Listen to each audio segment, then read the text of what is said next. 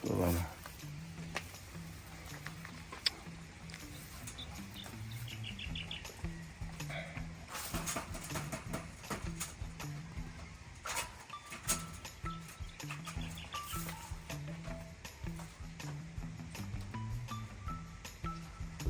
Hi guys, mga kanegosyo, kasensa ko 4 million mga kakuneho. Isang mapagpalang araw po sa inyong lahat. Guys, pag-usapan natin yung 5 bagay kung bakit marami ang nag-quit sa pagkukuneho. Alam naman natin, medyo nagpahinga tayo kasi nagkasakit tayo, ano? So pero nagbabalik tayo. Hindi ko kayo po pwedeng iwan. Nandyan lang ako lagi, nakasuporta ako sa mga kakuneho natin. Lalo pa may mga kasamahan tayo na talagang dire-diretso pa rin sila sa pagkukuneho. At marami tayo, aminin natin, napakarami nating na-inspire para pasukin ang pagkukuneho. Ano ba nga yung 5 bagay kung bakit may mga iba nag-start lang, maya-maya stop na. May mga iba medyo nagtagal din naman, then stop. Then may mga iba talagang lumaban talaga ng lumaban. And finally talagang nag-surrender na sila, nag-quit na sila. Ano ba yung mga kasi tayo ipo-promote natin ulit, mag-ano tayo ng mga breeders, mag-share tayo ng mga breeders, mag-share tayo ng kalaman. Sabihin natin, i-introduce ulit natin, ipapakilala ulit natin, ano? I-encourage natin ang mga tao na pumasok sa rabbit industry, mag-rabbit farming. Pero dapat muna nating malaman ano ba yung 5 bagay nga na kung bakit napakaraming nag-rabbit and then nag-stop, nag-quit. Unang-una na dyan guys ay yung knowledge, yung kaalaman. May mga iba maling akala. Ang akala, kadali namang alagaan yan. Bibili ka laang, pag nakabili ka, pakainin mo, painumin mo, umaga at hapon, ganun. So, maling akala. Ang akala, basta-basta na. Guys, tayo, pag sa Papa Rabbit Tree, pag tayo ay, pag kumuha kayo sa atin, meron na tayong mga basic training na ibibigay sa inyo. Tuturuan natin yung mga basic na dapat ginagawa. And then of course, dapat mag-invest tayo sa training, mag-invest tayo sa seminar. Kaya naman ang Papa Rabbit Tree, ibabalik natin, magpapa-seminar ulit tayo sa farm natin sa Taal Volcano Game Farm, powered by Papa Rabbit Tree. Again ulitin ko, kaalaman. Kaya naman tayo, hindi tayo basta-basta magbebenta ng kuneho kapag wala pang experience, hindi pa marunong mag-alaga, dahil dapat, isasuggest natin, umattend ng seminar. Pag naman tayo umattend ng seminar, umattend tayo ng training, pag tayo bumili sa atin, pwedeng ibigay natin ng free seminar. So yun yung unang-una. Ang padalwa, syempre, bago, talagang itinuturo natin yan before tayo mag-start ng pagkukuneho, dapat meron tayong source of food. Sasabihin ng iba, pellets lang naman yan, makakabili ako sa mga tindahan ng mga yung agri supply. Tama naman, okay. Pero may mga ibang area na wala talaga silang mabilhan ng mga rabbit pellets. Kaya dapat magtanong-tanong muna tayo, saan ba may pinakamalapit, saan ba may supplier, para at least pellets pa nga lang, wala kang mabilhan. Paano na yun? Guys, and of course, dapat meron tayong mga damo, kumpay, or hay na ipapakain. Yung bang lugar natin, may makukuhanan tayo ng mga damo, kumumpay tayo. Kasi guys, pwede bang mabuhay ang rabbit ng pellets lang? Pwede naman. Kaya lang, of course, malaki ang gastos. Padalwa, iba pa rin na talagang kailangan pa rin talaga ng mga rabbit na makatikim sila o makakain sila ng mga fresh na tinatawag natin ng mga damo or kumpay or hay. So dapat hindi rin po pwedeng mabuhay ang rabbit ng puro lang kumpay, puro damo lang, walang pellets. Dapat combination. Sabi nga 20% yung pellets, 80% or yung damo.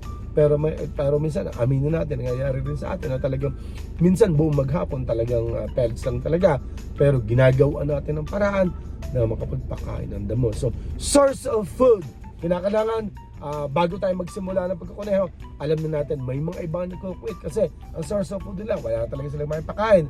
Pellets ng pellets, so madugo, malulugi na malulugi. So, yun yung number 2. Number 3, guys, dapat pag tayo ay nagkuneho, unang-una, yung breeders natin, okay, alam, meron na tayong source of food, may kaalaman na tayo, dito na tayo magde-decide saan ba tayo kukuha ng mga breeding stocks ng mga breeders. Ang kalimitang pagkakamali, sorry ha, hindi naman tayo sa nagmamagaling, may mga iba, okay, nagkuneho, tumingin sa online, kung saan na lang nakakuha, kumuha ng breeder, magkakapatid pala, kumuha dito ng inahin, kumuha doon ng, so, ang para bang nagiging chop suey ba? So, dapat ang kukuhanin natin yung mga breed talaga na pang meat production, Californian, New Zealand. May mga iba na, okay, nakakita, may, sorry ha, my own opinion, okay, Euro, gusto yung giant daw dahil malalaki daw yung anak.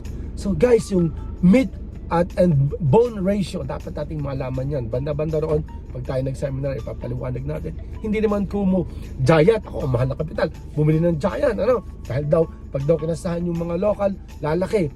Guys, may mga pagkakamali tayo. So ako, guys, ako po, focus ako sa mga Californian, focus ako sa New Zealand. Pero ngayon, mas marami na talaga ang California natin. At yung tinatawag natin na Papa Rabbitry Line. Yung Papa Rabbitry Line, yan yung i-introduce talaga natin before tayo magkasakit.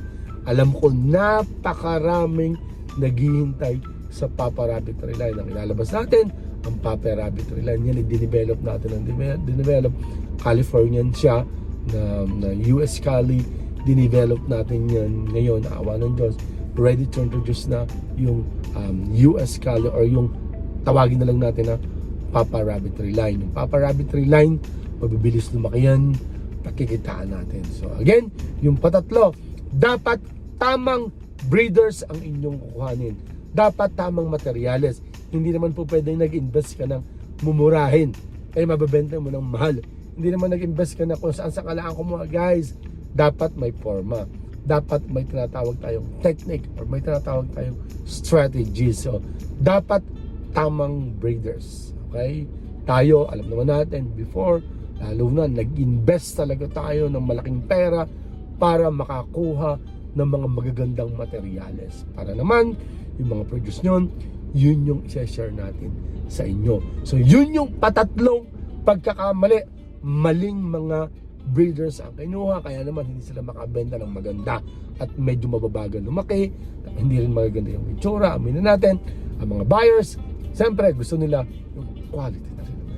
So, yun yung patatlo.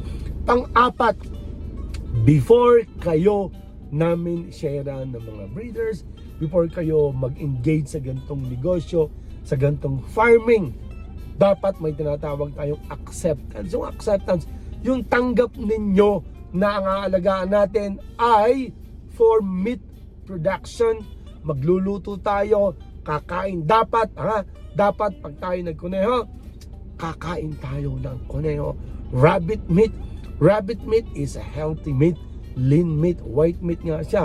Almost zero cholesterol siya. So bagay na bagay ito sa mga may high blood. Ako talaga, gusto ko talaga dahil para sa sarili ko rin na ang wife ko kumakain. Ang anak ko, si Miss Faye, kumakain. So, dapat, kung tayo ay magkukuneho, dapat kakain tayo.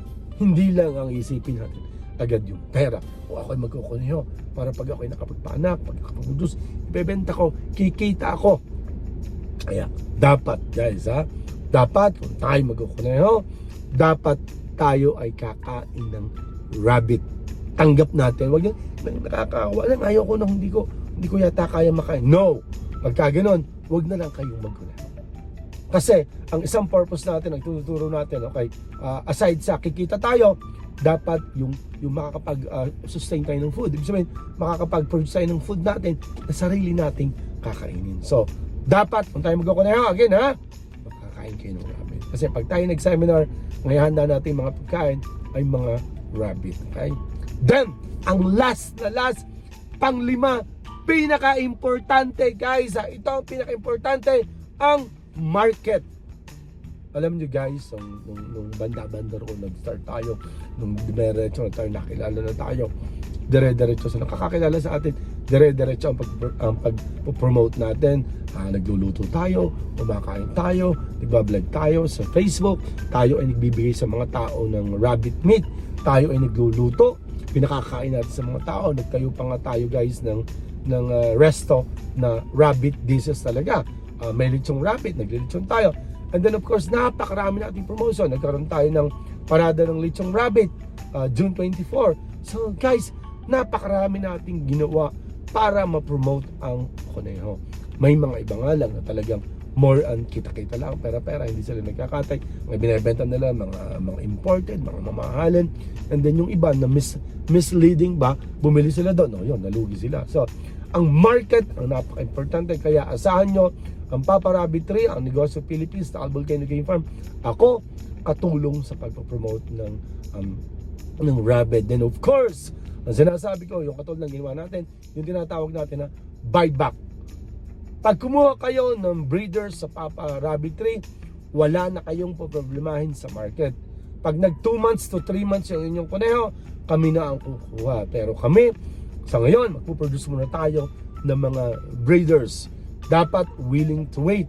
Yung ating natutunan din sa Taal Volcano Game Farm, sa breeding ng mga game fowl, parang i-adapt din natin. So meron tayong tinatawag na pahulugan, meron tayong or installment, meron tayong tinatawag na pwede rin naman yung cash. Then tayo, pag kumuha kayo sa Papa Rabbit 3, kumpleto na. Nandiyan yung breeders, nandiyan yung pakainan, yung painuman, nandiyan yung cage, even yung shelter, yung bubong, yung tent, tayo na rin ang magpuproduce para talagang pag may pera kayo, mag-invest na lang kayo. Pero tayo po in the future, okay, soon, tayo po ay magkakaroon ng basic rabbit farming, basic seminar sa rabbit farming. So, ito yung 5 bagay kung bakit napakarami ang nag-quit sa pagkukuneho. So, ako, tutulong ako unang-una para makapag-promote ulit ng kuneho, padalwa, para magkaroon tayo ng hanap buhay, lalong-lalo na sa mga OFWs natin. Imagine niyo ngayon,